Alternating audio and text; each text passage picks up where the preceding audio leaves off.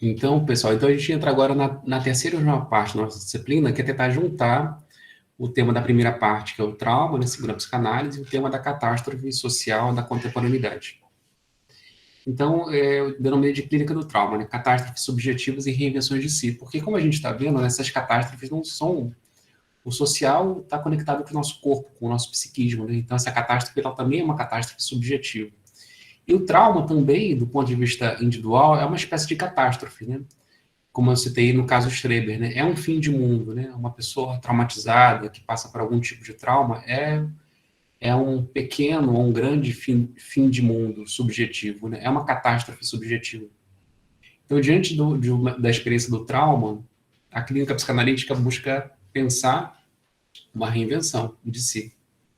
A grande questão, né, que a gente tem que pensar, né, como eu tinha comentado isso na parte antes do intervalo, logo no início, que diante de mudanças da sociedade, da história, do laço social, é necessário que a própria psicanálise também se reinvente, ou seja, que modifique suas teorias e suas práticas clínicas e tal. Então, eu vou tentar falar um pouco hoje, né, de que maneira a psicanálise contemporânea pode pensar essas reinvenções de si, pensar essas catástrofes subjetivas, essas reinvenções de si. Então, eu comentei para vocês que a psicanálise tem essas três visões sobre a etiologia do trauma, né, sobre a causalidade, a causa do trauma. Ela é externa, né, como pensava Freud no início, né, vem de um abuso sexual real, ou ela é interna, ela é uma fantasia do trauma, né, considerando que todos nós somos desamparados e o encontro com o sexual sempre é traumático. Ou como Freud depois vai dar ênfase na segunda metade do ensino dele, né, o encontro com a agressividade e com a morte. Né? Então, na primeira metade do percurso de Freud, ele deu mais ênfase para o encontro traumático do humano com o sexo, com a sexualidade. Depois, na segunda metade, ele vai falar sobre o encontro traumático do humano com a agressividade e a morte. Seja vindo de fora, seja vindo do interior do próprio corpo psiquismo, né? A ideia, a noção da pulsão de morte, né? Então, é um encontro traumático, né? Com o sexo e com a morte, com a agressividade e com a sexualidade. E permeado com isso, né, como vai dar ênfase em Lacan, um encontro traumático do humano com a linguagem, porque tanto a morte quanto a sexualidade são tematizados como são discursos, são práticas sociais, ou seja, a maneira como nós lidamos com o sexo, a maneira como nós lidamos com a morte. E muitas maneiras de lidar com o sexo e muitas maneiras de lidar com a morte. Então, a questão é que o humano está sempre traumatizado pela linguagem. Né? O Lacan vai dizer que o significante mortifica o corpo. Por que mortifica o corpo? Porque a linguagem vai recortando o corpo, seja o corpo individual, né, o nosso corpo erógeno, seja os corpos, ligando e costurando os corpos por meio de discursos. Né? Então, a linguagem é uma forma de costurar as imagens de corpos. E aí a gente vai criando uma gramática social.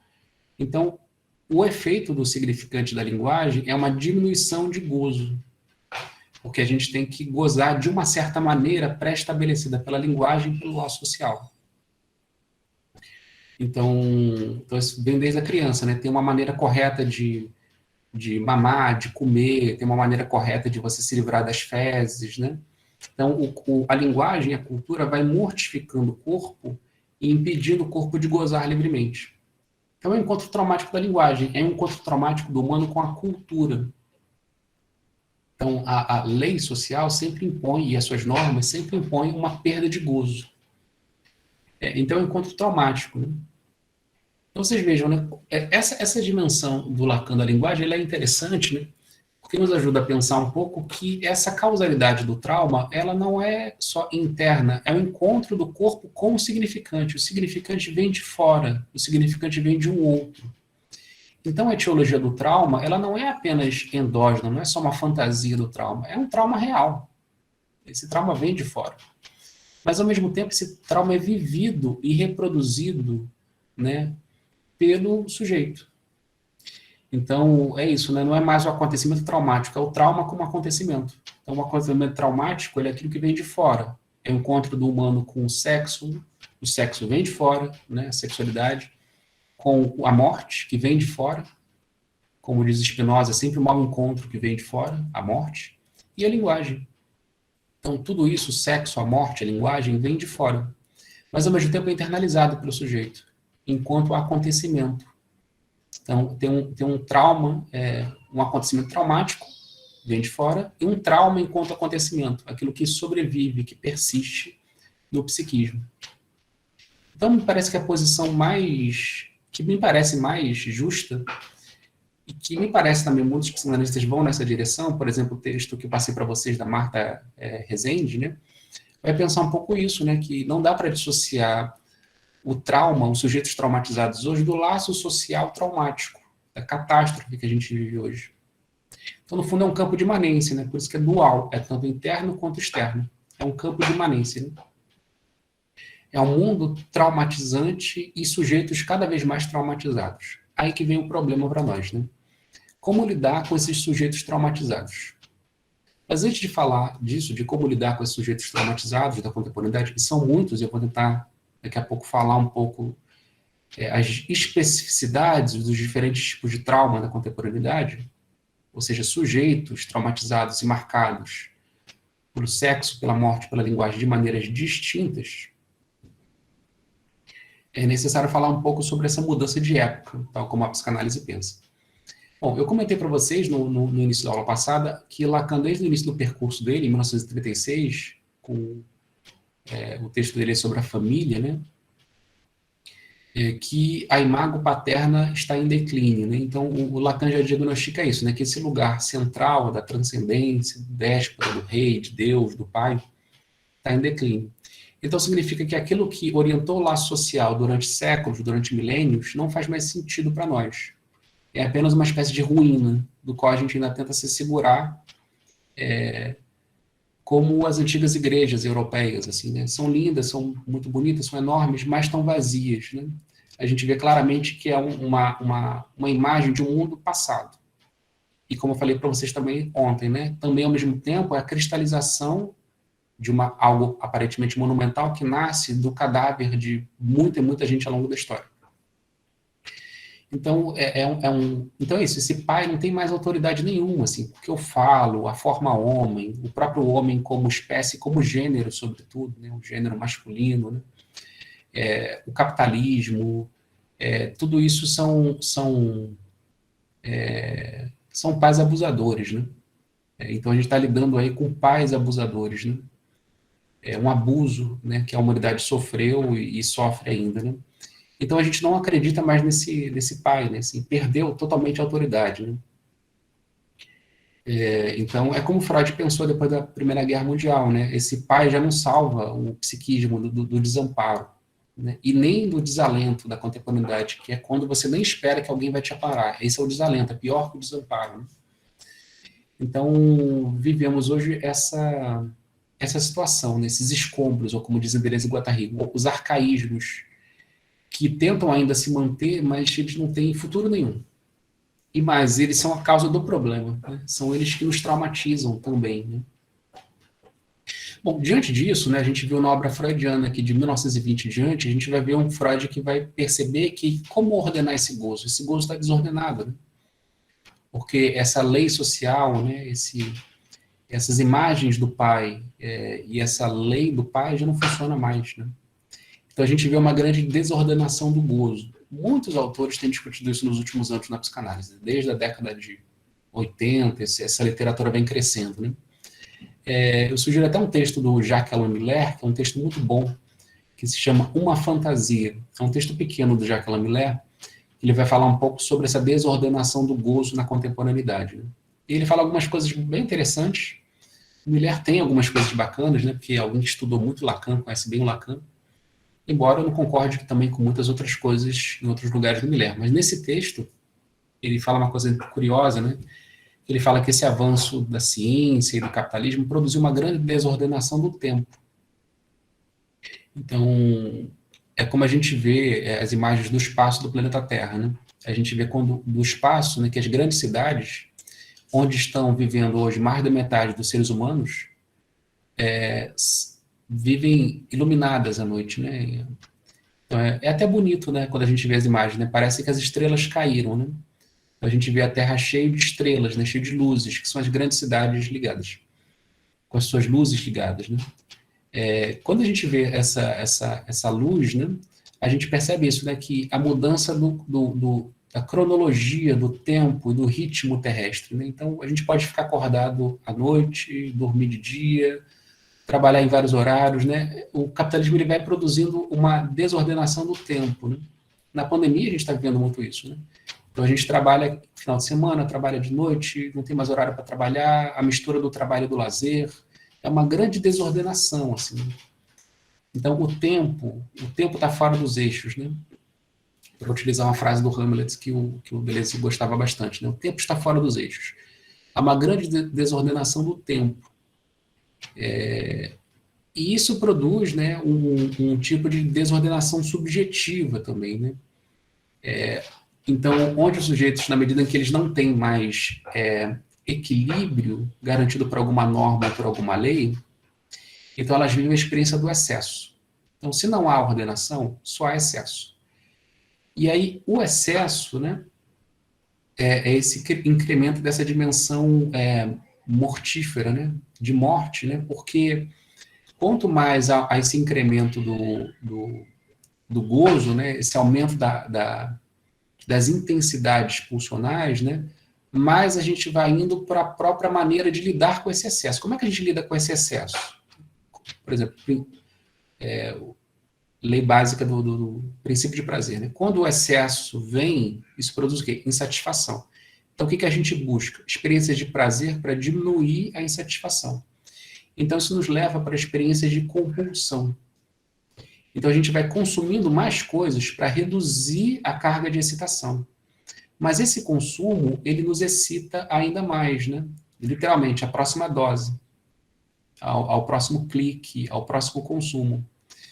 Só que o consumo não é uma forma de ordenação. O consumo é só uma forma de satisfação. Então, quanto mais a gente vai vivendo, vai se aprofundando num tempo desordenado, mais o tempo se torna desordenado, mais o psiquismo fica desordenado.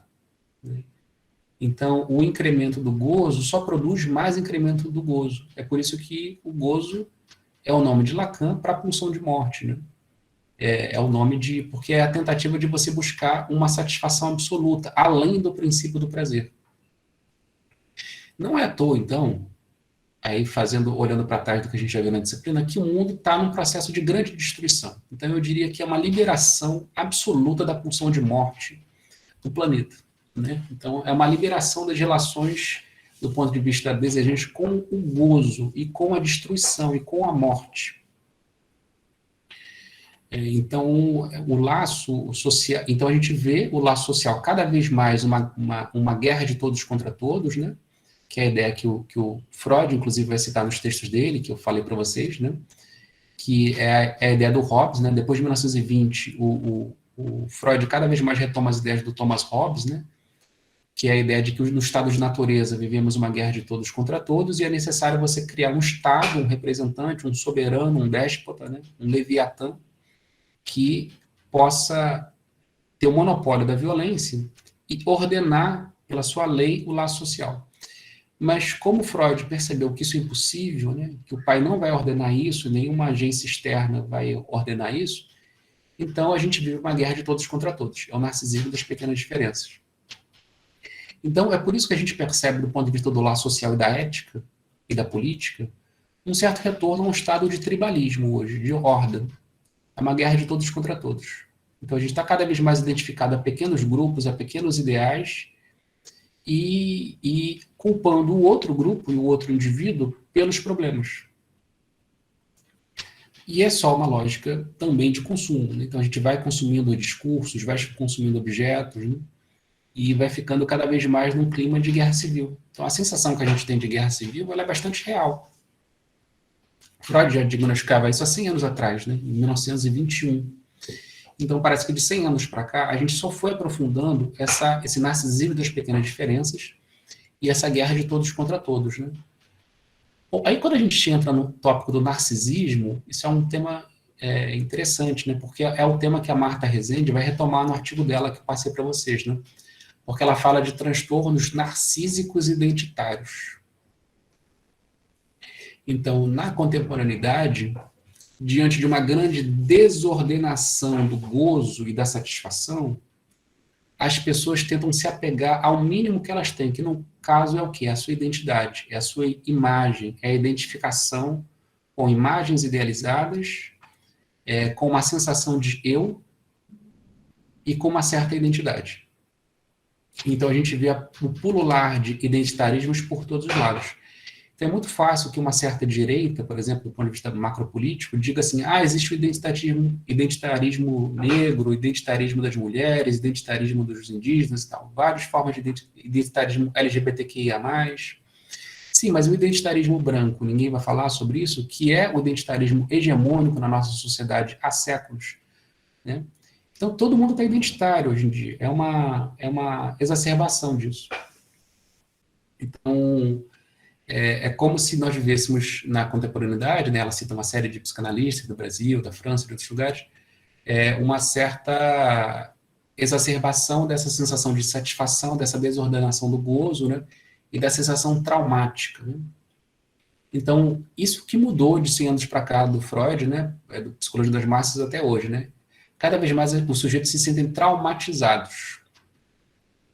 Eles se sentem violentados. Isso é muito curioso, né? Porque até mesmo grupos privilegiados, a gente pensa assim no Trump, né? Nos trumpistas nos Estados Unidos, né? Que são pessoas de classe média, brancos, né? Que não sofreram tantas violências, nem eles, nem seus antepassados. E, no entanto, eles se sentem violentados. Eles se sentem traumatizados, eles se sentem atacados, por exemplo, com Black Lives Matter, por exemplo. Com os movimentos negros, com os movimentos feministas, com essa mudança do laço social. Eles se sentem atacados, né, pelos movimentos LGBTQIA+, né? Então, e aí o que eles fazem diante desse sofrimento? Né? Pensando nessas pessoas, né, brancas, de classe média, trumpistas do Brasil também, tem os bolsonaristas e outros também que não são não bolsonaristas, mas que também se identificam com esses valores e sofrem também por isso, né? Eles, para poder se defender dessa desordenação do gozo, eles se apegam ainda mais às suas identidades, ou seja, ao seu narcisismo. Então, diante de uma desordenação do gozo, as pessoas estão cada vez mais indo para um processo imaginário, identitário e narcísico. Elas vão se colando com identidades para tentar se defender, para tentar se proteger do mal-estar. E o mal-estar é essa sensação de morte, né? O Freud fala isso no mal-estar na civilização, né? Que o mal-estar na civilização é o fato de que a civilização obriga que nós renunciemos às nossas satisfações que nós teríamos na vivência de uma sexualidade, de uma agressividade livre. A gente não pode vivenciar toda a sexualidade que nós gostaríamos, ter tanta satisfação que nós gostaríamos, né? E aí fala, não é só o ato sexual, mas satisfações as mais diversificadas, e não podemos externalizar nossa agressividade, porque a civilização impõe muitas coisas, né, para nós, né? Então a gente tem que ficar restritos, né, bastante restritos, restringidos, né? Bom, o que isso acontece? Se você não exterioriza, você vai vivenciar a agressividade, a sexualidade, né, dentro, né? É mais ou menos o que diz o Nietzsche no Genealogia da Moral, né? O Nietzsche fala isso na segunda dissertação da Genealogia da Moral. A sociedade civilizada implica que os homens selvagens, a humanidade selvagem que vivia, né, na selva, né? Por exemplo, quando a gente pensa os indígenas, obriga a antiga humanidade a reprimir os seus impulsos sexuais e hostis. E aí o ser humano, em vez de externalizar sua agressividade, ele vai internalizar, ou seja, ele vai ter o sentimento de culpa, diz o Nietzsche. Então, nesse ponto, Nietzsche, no Genealogia da Moral, e o Freud, no Mal-Estar na Civilização, concordam. O mal-estar, que o Nietzsche chama de sentimento de culpa, mas o Freud também vai chamar de sentimento de culpa, nasce de uma internalização da violência. A culpa é uma agressividade internalizada. E aí isso gera uma grande sensação de mal-estar, né?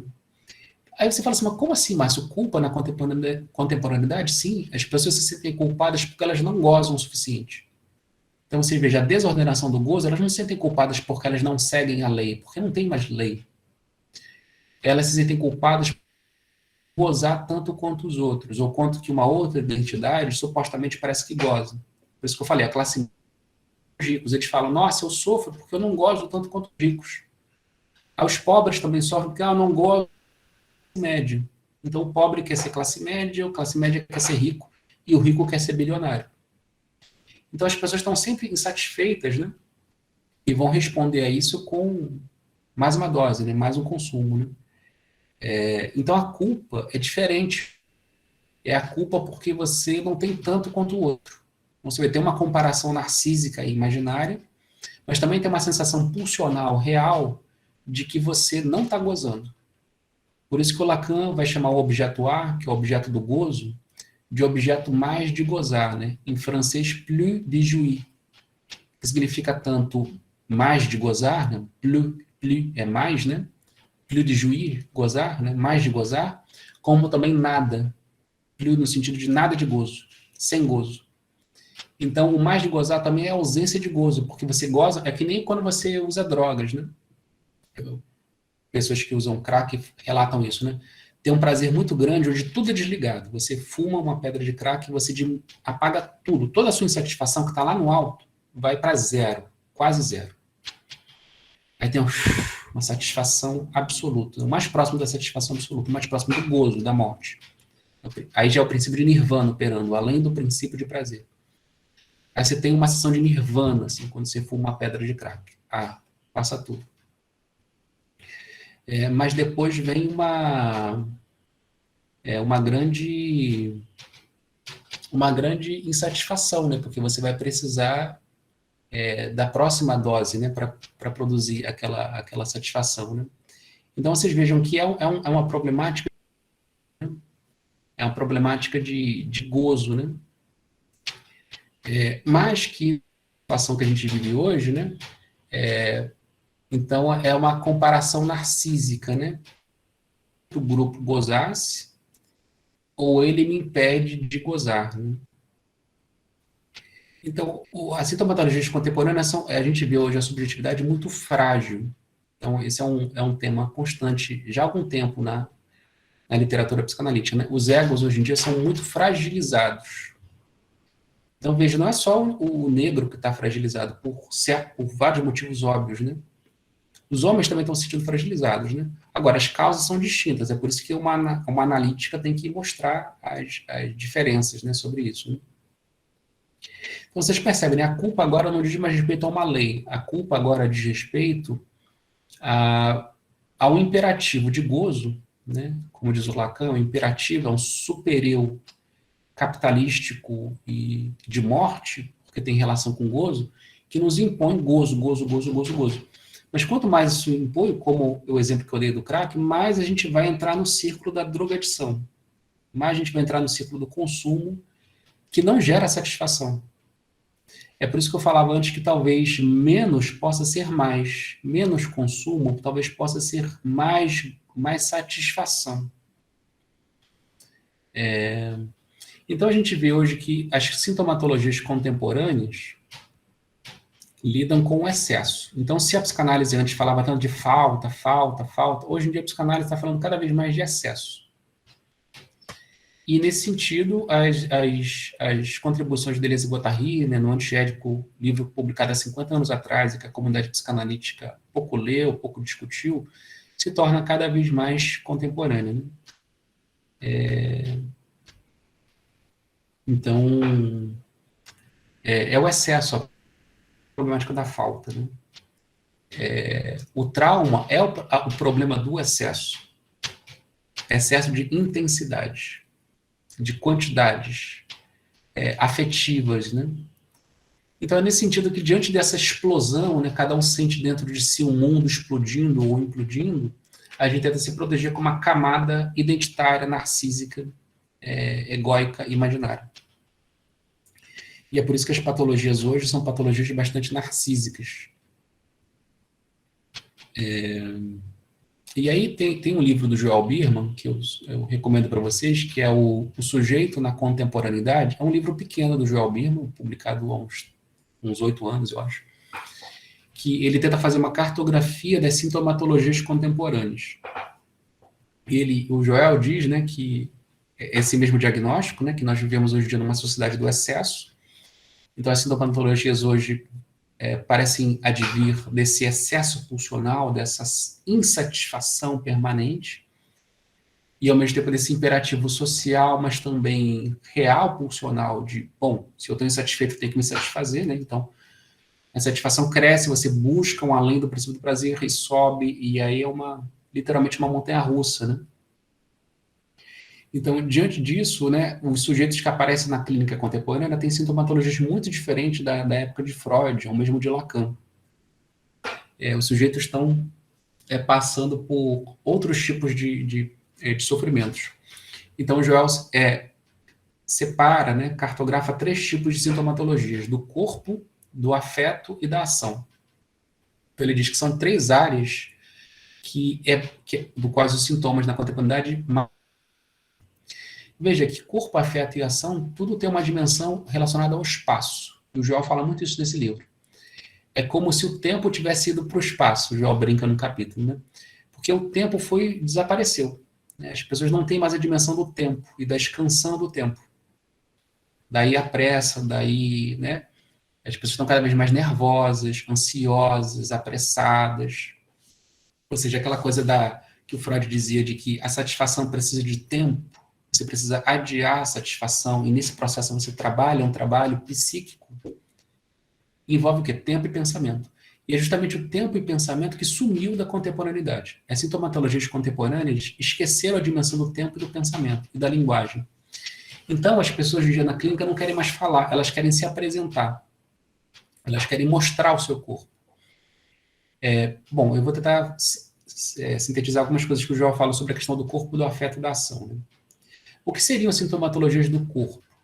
São aquelas sintomatologias relacionadas à imagem corporal. Então, a pessoa se sente magra demais, ou gorda demais, ou não forte o suficiente, né? A vigorexia, a pessoa que malha muito, eu acho que nunca está forte o suficiente. Os transtornos da imagem também são cirurgias plásticas, né? As pessoas vão fazendo 1000 cirurgias plásticas porque elas nunca estão satisfeitas com a sua imagem corpórea, né? Então, a sintomatologia do corpo, as pessoas não cabem dentro da sua própria pele, do seu corpo, da sua imagem, e elas vão tentar resolver isso mudando a sua imagem, né? Seja com dieta, seja com exercício físico, seja com cirurgias plásticas. Então, todos os transtornos relacionados à imagem do corpo, né? Outras sintomatologias são relacionadas ao afeto, que é essa intensidade pulsional que não consegue se satisfazer. Então, síndrome do pânico, ansiedades, melancolização, né? Melancolia, né? Que hoje em dia a depressão, né? É a doença que mais incapacita pessoas no mundo. A gente falou no início da disciplina, né, sobre que o conceito de trauma veio da psiquiatria, o conceito de neurose traumática veio do Oppenheim, que tratava de acidentados, né? Então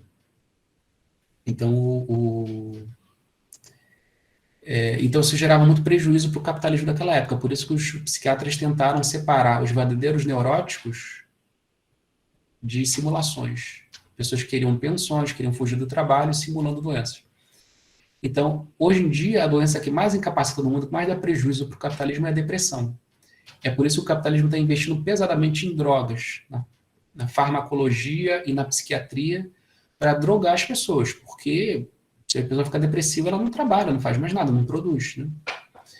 Então, não consome, não produz. Então, a melancolia, né, a depressão é a doença que mais incapacita no mundo. Então, as doenças do afeto, melancolia, ansiedade, síndrome do pânico, que eu acho que é uma síndrome muito... como o nome de síndrome, né, é uma coisa de psiquiatra, mas assim, que aparece para nós psicanalistas, né, como neurose fóbica, né? Então, é o medo, né, sem objeto, né? É a angústia real, né? Você sente uma angústia, mas não sabe de onde vem. E por isso vem de todo lado, né? O pânico, né? Então, síndrome do pânico. Então, todos esses sofrimentos, né, transtornos relacionados ao afeto. E os transtornos relacionados à ação são as compulsões. Então, toxicomanias, né, compulsão por drogas, compulsão por sexo, compulsão por jogos, compulsão por trabalho, né, as pessoas workaholic, compulsão por consumo, né, consumismo, né, as diversas formas de compulsão. Porque a compulsão é um pouco isso, né? O sujeito está desordenado no seu gozo, né? As intensidades pulsionais estão muito elevadas e logo o sofrimento. Então a pessoa age, né, para poder resolver isso. É uma tentativa dela de exteriorizar o seu mal-estar. Ela vai lá e consome. Aí dá uma satisfação, mas daqui a pouco tem que consumir mais, né? Então é a compulsão, né? Por isso que a sociedade capitalista ela é cada vez mais compulsiva, né? Então essas sintomatologias tem em comum, né, do afeto, da ação do corpo, essa dimensão de uma certa superfície. É uma coisa meio superficial, que a pessoa tenta resolver sem tempo e sem pensamento e sem linguagem. Então, ela se apresenta, né? É por isso que as pessoas hoje em dia apresentam seus sofrimentos. É por isso que tantos jovens se cortam hoje, né? Não só porque se cortar dá um certo alívio, né? Porque a pessoa está com um sofrimento psíquico tão grande que o corte físico faz ela esquecer o sofrimento psíquico. Então, ela sente no seu corpo que ela está vivo, se cortando, e sente também na dor física um esquecimento da dor psíquica. Então, do ponto de vista pulsional, a automutilação é uma estratégia compreensível. Além disso, tem a dimensão narcísica do corte, porque você pode mostrar isso para os outros, mostrar para a sua família, mostrar para os seus amigos, mostrar na internet, mostrar para o psiquiatra ou para o psicanalista, mostrar para o seu terapeuta que você está sofrendo. Mas veja, quando a pessoa começa a se mutilar, significa que ela já foi mutilada, né? Então já houve significantes, traumas, linguagens, discursos, práticas, ações que a mutilaram. Mas esse acontecimento traumático, muitas vezes não é considerado pelos outros traumáticos. Por exemplo, as coisas que muitas crianças e jovens escutam em casa, às vezes, dos seus pais. Aí o pai fala, isso daí é bobagem que eu falei para o meu filho, para minha filha. Mas isso é extremamente mutilante para aquele jovem. Ele interioriza aquilo, aquela mutilação baseada na linguagem, que mexe com seus afetos, e depois aquilo se transpõe para o braço, para o corpo, né? Então, a clínica psicanalítica, eu acho que dessas coisas é para evidenciar um pouco isso, né? Vocês vejam que parece uma coisa meio psicotizante, né? E o Jacques Miller, nesse texto, Uma Fantasia, ele fala um pouco isso, que a sociedade contemporânea está deslizando da neurose para a psicose. Deleuze e Guattari também falam isso, no Antiédipo, né? Capitalismo e esquizofrenia, que nós estamos deslizando para um processo de esquizofrenização no capitalismo avançado. A Marta Rezende Cardoso também diz isso, porque ela discute nesse artigo as formações subjetivas limítrofes que estão entre neurose e psicose. Então, às vezes, você não sabe mais se a pessoa é um neurótico ou um psicótico, porque sintomatologias circulam entre os dois. Então, isso. A psicose tem muito a ver na teoria psicanalítica com essa falta de ordenação psíquica, porque uma norma, uma lei não consegue se internalizar, né? Você vive o dentro como se fosse o fora e o fora como se fosse o dentro. Então é um pouco esse processo que a gente está vivendo hoje, né? Então, seria aí uma pergunta que eu coloquei, mais como pergunta, né, para a gente pensar, né? Porque na medida que o Joel reconhece nesse livro, o sujeito na contemporaneidade, né, o Joel Birne, de que o tempo, o pensamento e a linguagem foram esquecidos, a pergunta, seria possível uma orientação vital, né, a partir do real, né, ou seja, que reconheça a dimensão do tempo, do pensamento e da linguagem? Que frequentemente a gente trata o real, né, em psicanálise, como puro afeto, né, pura energia desordenada. Mas essas intensidades, elas também se ordenam psiquicamente, elas também são ideias, né, também são afetos, né? O afeto também é pensamento, né? Será que essas energias poderiam tomar a palavra, né? A grande questão é como é que a gente faz isso hoje? Porque o como diz a Deleuze e Guattari, é muito mais importante do que o que. O que seria importante? Tá. Vamos retomar, então, o pensamento, o tempo e a linguagem, né? para nos salvar e salvar o mundo, né? Agora, como fazer isso? A grande questão é o como, né? Então, me parece que um dos pontos que eu acho que os psicanalistas não dão o suficiente atenção, mas a militância tem trazido essa importância, e também alguns psicanalistas e psicoterapeutas e filósofos, né? Da importância de reconhecer, de um reconhecimento, assim, né? Esse é um tema muito hegeliano, né? Mas eu não estou falando representação e reconhecimento no sentido hegeliano, não. Eu estou falando no sentido que o Lacan diz, né? Não é o desejo de reconhecimento. Isso é um tema hegeliano, desejo de reconhecimento. Mas eu estou falando do reconhecimento do desejo. Não é diferente o desejo de reconhecimento e reconhecimento do desejo. É um pouco o que a gente tenta fazer na clínica psicanalítica, né? O paciente vem para nós, né, buscando um desejo de reconhecimento, nem que seja por parte do próprio analista que reconheça o desejo dele. Ok. Ou melhor, reconheça ele, né, como pessoa que se apresenta ali. Mas o mais importante para o psicanalista é que o próprio paciente reconheça o seu próprio desejo. Né? Então, primeiro a gente precisa ter um reconhecimento do desejo, né? E eu falo desejo aí no sentido tanto individual quanto coletivo. Então, no sentido clínico, que os pacientes reconheçam o desejo que eles têm, mesmo que seja um desejo mortífero. É isso, se você reconhece que o seu desejo é mortífero, que bom. Melhor do que quando você não reconhecia. Né? Então, você pode fazer alguma coisa com isso. Né? Melhor do que fingir que não tem nada de ruim acontecendo, que não tem nada de mal acontecendo. Não, tem um problema. É bom reconhecer um desejo que produz destruição, morte e insatisfação. Então, reconhecer o desejo, mas também reconhecer o desejo que circula no laço social, que circula na nossa história. E aí é importante, sim, falando do trauma, reconhecer as vítimas. Porque o trauma social, histórico, político, ele produz vítimas e não são poucas. Não são poucas, são muitas. A maior parte da humanidade é vitimizada, como a gente está discutindo aqui nessa disciplina. Então, a militância, né, o laço social tem obrigado os psicanalistas a escutar, o que não é novidade, né? Porque foi assim que a psicanálise começou, né? Com Ana O, Berta Pappenheim, que era uma jovem sofrendo a partir das injunções que faziam sobre as mulheres, que depois se torna uma militante, né? Berta Pappenheim, né, se torna uma militante feminista, assistente social, né, uma pessoa fundamental na criação do serviço social como área acadêmica e profissional. Então, ela se torna uma militante, né, feminista. Então, é importante que, de fato, a militância cale um pouco os psicanalistas, porque às vezes eles falam muita besteira mesmo, né? Por exemplo, tem muito psicanalista que fica pegando esse discurso francês, porque você sabe que a psicanálise brasileira é muito francesa, né? A academia brasileira é muito francesa. Então tem um discurso francês que diz assim, essa coisa identitária é norte-americana, isso é coisa de norte-americano. Me Too, né, que é aquela questão das mulheres lá em Hollywood, que denunciaram os abusos que ela sofreu em Hollywood, isso é coisa de norte-americano. Temos que parar de fazer isso porque o laço social precisa de erotismo. Mas os franceses, ao falarem isso, eles estão perpetuando os abusos, feitos, por exemplo, contra as mulheres. Então, os franceses, esse pensamento francês que ainda circula muito entre os psicanalistas, eu acho que está muito equivocado, não está pouco equivocado, não. Porque há que reconhecer, né, as dívidas, né, as dívidas de quem promove a destruição de outros modos de vida. Há que se reconhecer vítima, assim. Então temos que escutar, a militância está obrigando nós psicanalistas a escutar o sofrimento dessas populações, né? Então o real do corpo tem nome, tem endereço. O real tem corpo. E a gente tem que ver as diferenças do real, dos corpos.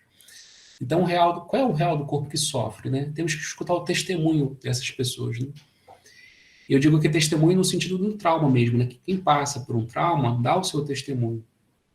A Ana O também deu o seu testemunho. É por isso que o Lacan, na conferência dele, Televisão, ele relaciona a história com a histeria. Porque a histeria conta uma história, né? O histérico conta uma história. Diz assim, estou sofrendo, me objetificaram, me manipularam, sofri uma violência por parte do outro. Então, segundo Lacan, né, naqueles matemas de Lacan sobre os 4 discursos, né, o discurso da histérica, o discurso do mestre, não, primeiro o discurso do mestre, o discurso universitário, o discurso da histérica e o discurso do analista. No discurso da histérica, é o S barrado, né, que questiona, que se dirige ao significante mestre, o S1. Então, a histérica é sempre aquela ou aquele que questiona os significantes mestres, que diz assim, meu pai me abusou, meu analista está me abusando, né? Alguém me abusou, né? O Estado é destruidor, o capitalismo é destruidor. É alguém que se queixa. E na medida que se queixa, ele conta uma história de si e do outro. Uma história do mundo, conta uma história. É por isso que Lacan diz que a história é sempre histérica. Porque quando a gente conta uma história, a gente está sempre falando de processo de objetivação, subjetivação, quem está dominando, quem está sendo dominado, né? Então, na história, no processo de contar histórias, a gente sempre é histérico. É por isso que o Lacan dizia que quando ele dava aula nos seus seminários, ele era histérico. Porque ele dizia, eu estou numa posição de analisante, ele diz. Quando eu estou falando nos meus seminários, eu sou um analisante. E essa é uma posição histérica. A análise produz. Quando o paciente chega no consultório e o dispositivo analítico obriga, né, o outro a falar, inclusive no silêncio, né, que causa muito incômodo, e aí o analista não diz nada, e o analisante tem que dizer alguma coisa, tem que falar, e quando ele começa a falar, ele fica numa posição histérica. E aí ele pode contar uma história. E quando você conta uma história, o que acontece? Uma escansão. Aí entra a dimensão do tempo, da linguagem e do pensamento. Do tempo, porque tem uma escansão. O analista não fala nada, ele está em silêncio. 50 minutos de sessão, tem que falar alguma coisa toda semana. Tempo. Tem um tempo. Então tem que lidar com o tempo. Inclusive o incômodo do tempo. Você vai ter que lidar com a linguagem, você vai ter que falar. Você vai ter que contar uma história. Em segundo, você vai ter que, ao falar, você vai ver que você está pensando e está elaborando o seu pensamento. Então, me parece que para lidar com esses sujeitos traumatizados na contemporaneidade e recuperar essa dimensão perdida do tempo, do pensamento e da linguagem, é necessário que as vítimas contem a sua história. Então, a primeira atitude do psicanalista, ou de quem trabalha com a psicanálise na contemporaneidade, ou, né, porque eu sei que nem todos vocês são ou se tornarão psicanalistas, mas são pessoas interessadas na psicanálise, e a psicanálise é uma excelente ferramenta de análise social, e de si também, né, claro, né, a gente aprende muito sobre nós no estudo da psicanálise. Então, quando a primeira atitude da psicanálise é a gente acolher, né, acolher essas vítimas, né, acolher esses sujeitos traumatizados, né, e permitir que eles falem, contem as suas histórias, e que eles sejam histéricos, sim, é isso mesmo. Sim. A militância histérica, é isso mesmo, mas a militância tem que ser histérica, e a militância tem que contar as suas histórias, e vamos escutar essas histórias. Então, quais são as vítimas? Bom, dá para ver várias vítimas, né? As primeiras vítimas que a gente começou a escutar seus testemunhos foram judeus, nos campos de concentração. Então, aí o Ocidente abriu, né, os ouvidos para as vítimas da história. Mas aí logo veio na década de 50, porque as mulheres começaram a ocupar mais ainda o mercado de trabalho com a Segunda Guerra Mundial e depois da Segunda Guerra Mundial, e as mulheres começaram a ocupar os postos de trabalho, mas não foram liberadas desse lugar que a sociedade lhes colocou de serem mãe, esposa e dona de casa. Então elas tinham jornada dupla. E aí as mulheres começaram a lutar, as feministas, pela igualdade de condições de vida, de trabalho, de gozo, enfim, que os homens tinham. Aí vinham as mulheres contando as suas histórias, o movimento feminista, né, contando as violências que elas sofrem, né, e sofreram. E aí veio o movimento pelos direitos civis também nos Estados Unidos, né, o movimento negro, né, buscando o fim do apartheid, o fim da violência. Isso continua, né, porque, óbvio, né, tudo isso continua, né, não é uma história passada, é uma história presente. Os negros reivindicando, né, os negros defendendo o direito à vida, né? As crianças também, né, as crianças abusadas, né, toda uma coisa meio paranoica e histérica, né, da pedofilia na década de 90 e até os dias de hoje, né, a gente vê a questão sobre a Igreja Católica, né, que a Igreja Católica abusou durante décadas, talvez séculos, né, das crianças, né, é uma coisa gravíssima, né. E por que as pessoas têm... a Igreja Francesa, a Igreja Católica Francesa está pagando uma indenização de milhões e milhões de euros a essas vítimas dos abusos sexuais. E veja, quem dera que fossem só os padres, né? A maior parte dos abusos sexuais são feitos em casa, contra crianças, né? São os pais, sobrinhos, tios, primos, né? Então, é a família nuclear burguesa que abusa das crianças. É o que Ferenczi denunciou na comunidade psicanalítica, num texto dele, Confusão de Línguas entre Adultos e Crianças. A comunidade psicanalítica é hipócrita quando desconsidera o abuso sexual infantil, porque isso sempre existiu. E tem muito ainda, né? Exploração sexual de menores, né? Então, Pode ser uma histeria social, a questão da pedofilia, mas a gente tem que escutar a histeria, porque tem corpos aí sendo usados, e violentados, e traumatizados.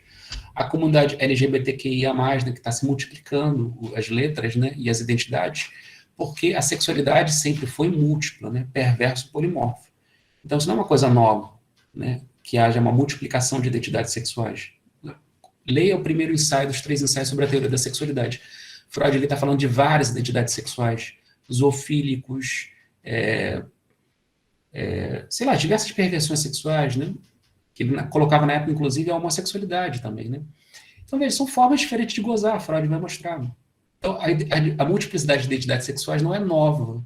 O Freud, no primeiro ensaio, ele tenta desmoralizar essa tentativa de patologizar as diversas formas de satisfação. Então, isso não é novo. Mas essas pessoas que os ditos na época de Freud perversos, e hoje a gente fala, né, sexualidades desviantes da norma cis-heteronormativa, eles sofrem muitas violências, né? Mas muitas, né? O Brasil é o país que mais mata LGBTs, né? Mais mata transexuais, travestis no mundo, né? É um país muito violento. É nesse sentido que eu disse que a única coisa boa do bolsonarismo é mostrar a céu aberto, de maneira meio psicótica, o que o Brasil sempre foi há muito tempo. Para essas populações que simplesmente são violentadas, discriminadas, simplesmente porque têm sexualidades fora de uma hegemonia absurda, né? Então temos que escutar essas vítimas. Os indígenas, que eu já comentei, né? Os refugiados que crescem, os imigrantes, a própria natureza, né? Que parece que está falando com as suas tempestades, está falando com as suas enchentes, que está falando com o seu desequilíbrio. E a gente precisa escutar a natureza também. E nesse sentido, acho que os psicanalistas precisam do auxílio dos cientistas mesmo, né? Dos climatologistas, porque eles conseguem interpretar o que a natureza está dizendo no real. E a gente precisa escutar também. Bom, então são muitos corpos que a gente precisa escutar, né? E se a gente escutar com eles, a gente vai aprender, como Breuer e Freud também aprenderam, quando eles se calaram e passaram a escutar, em vez de julgar, para reduzir o silêncio, continuar reduzindo ao silêncio em virtude de identificações francesas, europeias, né? Ou seja lá qual for, né? Então, os efeitos do trauma são múltiplos, né? A gente pode dizer, né, que o trauma também produz, como eu comentei, né, a questão da melancolia, né, que é uma espécie de perda, né, perda do outro, né, semelhante ao luto, né. Por exemplo, quando a gente estuda esses temas, né, da catástrofe na contemporaneidade, a gente fica com uma experiência meio de luto, né. Assim, não só porque o mundo que a gente acreditou, ele é ruim, né, ele não é bom, né, o mundo que a gente amava, ele é, como eu falava desde o início, nosso pai é um pai abusador, né, o pai europeu que nos colonizou é um pai estuprador, né, é um pai violento que estuprou, né, a América Latina, a África e a Ásia, né. Então a gente precisa, e aí é um luto disso, é um luto desse pai, e ao mesmo tempo os efeitos melancólicos disso, né, de que você se identificou com o outro, e aí você perde uma parcela de si própria, porque se você perde o outro, você também perde a si, porque você estava identificado com o outro. Então é necessário um processo de desidentificação do outro que a gente amava, que a gente se identificava. E sem dúvida que é um processo que a gente tem que fazer cada vez mais, uma desidentificação, para sair da melancolia e do luto, para que a gente possa agir, né? Para que as coisas não fiquem ainda piores, né?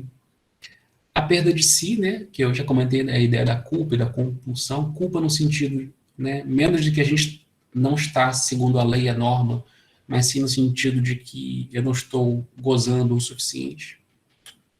Mas também pode ser no sentido de que, eu fiz tudo errado, né, no sentido da culpa clássica mesmo, né, no sentido de uma dívida com relação à lei, também pode acontecer. Mas, obviamente, a culpa é só um processo, né, que tem que ser superado, né?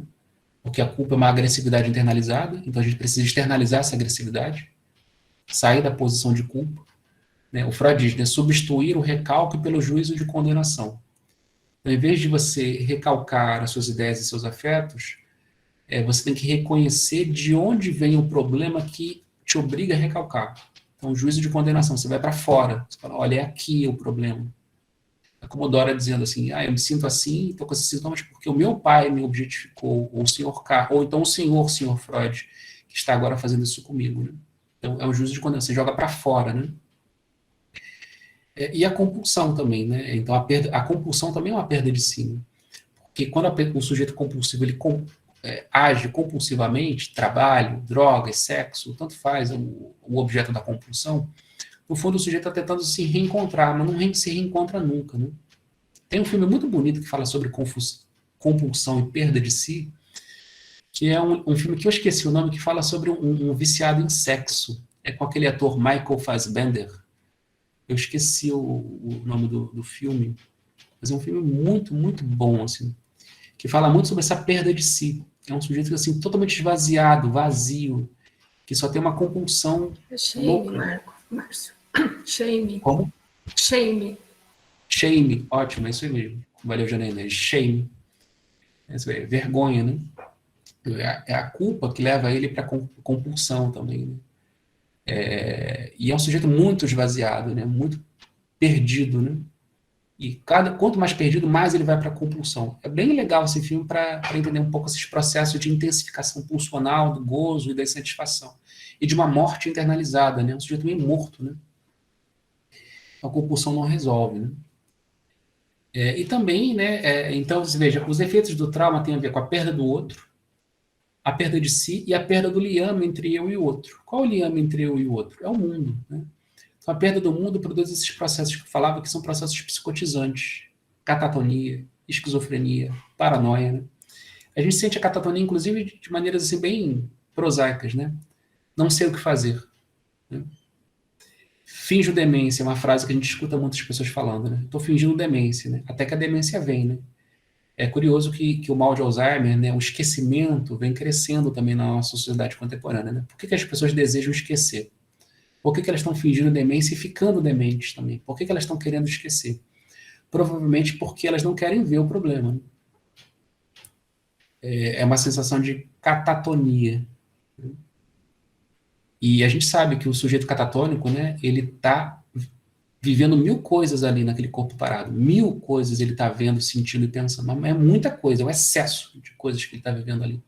É como Nietzsche, né, que avançou tanto, acelerou tanto, que chegou uma hora que ele colapsou e ficou catatônico. E depois de catatônico, ele estava vendo ainda, muito mais ainda do que ele estava vendo antes. Então tem muita coisa acontecendo ali, né? É um excesso. Mas é um excesso que é tão excessivo que o corpo fica parado, que ele não consegue agir. A esquizofrenia, né, que é esse processo de dilaceramento subjetivo, né, perda do eu, estilhaçamento da imagem do eu, estilhaçamento da identidade. Então a gente está cada vez mais entrando no processo de estilhaçamento do eu, de estilhaçamento da personalidade. E o que a gente tem visto muito também é que os processos paranoicos, né? Por isso que o fim do mundo está gerando muita paranoia no mundo, né? Então a gente vê trumpismo, bolsonarismo, fascismo, né? A gente vê os fenômenos paranoicos, a culpa é do outro, vou matar o outro, vou agredir o outro, né? O paranoico ele tenta se defender porque ele sabe que aquela pequena identidade narcísica que ele tem está quase quebrando, está quase explodindo. Então ele tenta defender paranoicamente, defensivamente, a sua identidade, né? O seu narcisismo. E aí ele faz isso atacando o outro, né? Medo do outro, defesa diante do outro e violência contra o outro, paranoia. Então, a perda desse liame entre eu e outro gera esses processos esquizoides, psicóticos. Né? Então, vocês vejam, não é só... Eu estou falando isso, que a gente tem que entender isso como sintomatologias, tá? Não é como tipo clínico, não. Porque essas sintomatologias psicóticas estão passando pelos neuróticos também. É a questão do borderline que a Marta Rezende traz no texto. Cada vez mais a subjetivação oscila para estados limítrofes, onde é difícil dizer se é psicose ou se é neurose. Então, é um processo coletivo e que a gente vem escutando, sentindo, ouvindo isso na clínica. Bom, para concluir, pessoal, que nosso tempo já terminou e eu não posso passar hoje do horário, né? O caminho, de certa maneira, né, para tratar isso clinicamente é o de sempre, né? Que é como Freud diz no texto de 27, né, que é o recortar, repetir e elaborar, né? Que são 3 momentos interligados, né? Que a gente pode pensar em segunda tópica lacaniana, né? Onde a dimensão imaginária, as imagens ideais, as identificações da pessoa são evocadas por perguntas, né? São evocadas, a fantasia é evocada, a fantasia do trauma, né? O sujeito traumatizado que fantasia o seu trauma evoca, e também falando, né, obviamente, do seu trauma real, da sua história. Mas isso é insuficiente, como a gente sabe, porque o sujeito precisa repetir na clínica psicanalítica. Né? Então ele vai repetir com o analista, vai repetir na sua vida, ao longo do processo analítico, todas as coisas que o levam a sofrer. E essa repetição é importante, porque é só, como dizem Deleuze e Guattari, é só experimentando que os sujeitos vão mudar. Então, a interpretação, Deleuze e Guattari tem razão, não basta interpretar, é necessário experimentar. Foi o que Freud entendeu na segunda clínica dele e Lacan também entendeu, né? Ou seja, a clínica de Freud e de Lacan, que foi para a clínica do Real, entendeu que a interpretação tem limites. Se a interpretação tem limites, qual é o caminho, então? O caminho é a experimentação. O que em psicanálise a gente chama de repetição. Então, o sujeito vai ter que repetir, né? E assim nesse processo, né? Então, mas é necessário tentar manter o liame, né, do analisante com o analista, né? E é por isso que essa defesa imaginária que hoje os sujeitos têm pode ser usada também na clínica psicanalítica, né? Há um processo de identificação com o analista e com a análise, né? A dimensão transferencial, a dimensão amorosa, né? Então, é necessário insistir nesse vínculo para que no tempo, a expansão do tempo, o sujeito possa elaborar. Então, o trabalho de elaboração simbólica não vem antes, não é o simbólico que vem antes querendo interpretar tudo. Não, o simbólico, a linguagem, só vem depois, no final, para elaborar, né? É um processo de elaboração. Então, o simbólico aí não tem a primazia, o que tem a primazia aí é a repetição real, que está aí no meio, né, entre o imaginário e o simbólico. Então, eu diria que a clínica política do trauma e da catástrofe, né, implica numa psicanálise um pouco mais militante, né? É como a Deleuze e Guattari dizem, né, no Antiédipo, né? Queremos construir uma psicanálise militante, que eles chamam até de esquizoanálise, né? Então, você pode chamar de esquizoanálise, né, ou pode chamar de psicanálise militante. É necessário uma psicanálise mais militante, ou seja, que, primeiro, perceba que o fora e o dentro são indissociáveis, é imanência entre o exterior e o interior. O trauma é tanto uma fantasia do trauma quanto um acontecimento traumático que vem de fora, é real, né? E, ao mesmo tempo, escutar essas vítimas, escutar os militantes, escutar as pessoas diretamente implicadas nessas formas de sofrimento, os diretamente traumatizados, né? Para quê? Para fazer o que a psicanálise sempre fez, né? Assim, investir na reinvenção de si, na multiplicação de formas de vida. Mas veja, nesse momento, para concluir, a psicanálise tem que ter lado, sim. E é outro aspecto bom da crise do fascismo brasileiro dos últimos anos. Cada vez mais a psicanálise ficou engajada. A psicanálise tem feito muitos... A psicanálise tem se unido, as escolas de psicanálise pararam de brigar entre si, estão se unindo. Por quê? Contra o inimigo comum, contra o fascismo, contra o fim da democracia. Isso é bom. A psicanálise tem que tomar partido.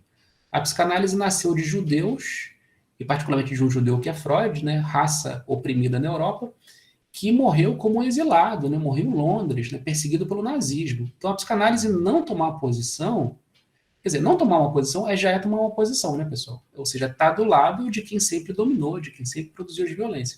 Então, a psicanálise tem que tomar lado, tem que tomar... Porque se ela é partidária da vida, ela tem que se posicionar. Né? Não pode só falar da vida de maneira abstrata, né? Com seus conceitos muito bem elaborados, muito bem feitos, mas que só mascaram uma covardia de posição política e real, afetiva, né? Então, às vezes, os conceitos psicanalíticos são muito complexos só para mascarar preconceitos mesmo, né?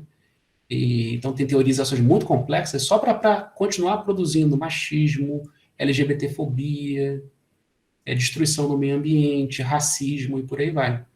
Então, é necessário que a psicanálise seja mais engajada com os corpos, com o real, né? Com o real do mundo de hoje, o real do nosso tempo.